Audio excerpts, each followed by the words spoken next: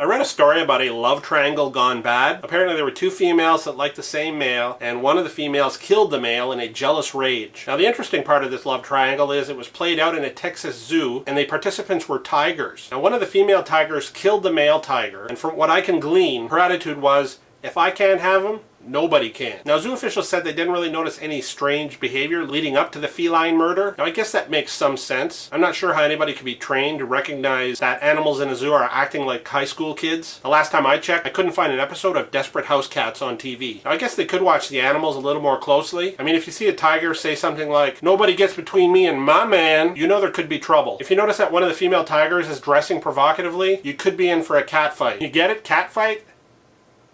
No?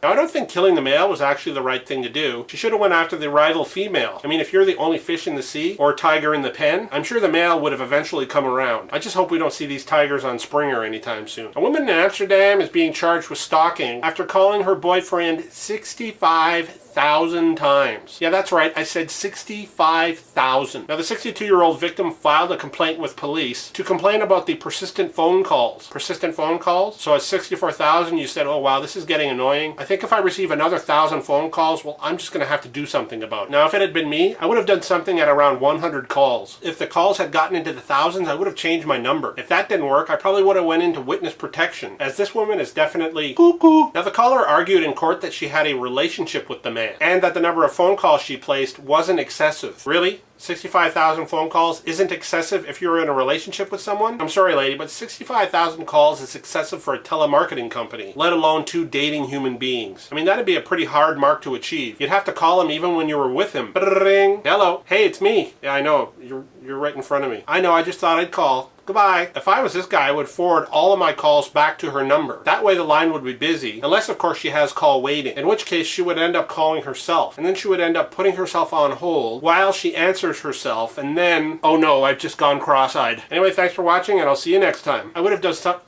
Cuckoo isn't excessive if you're in a ring. Uh-oh, I've just gone cross-eyed.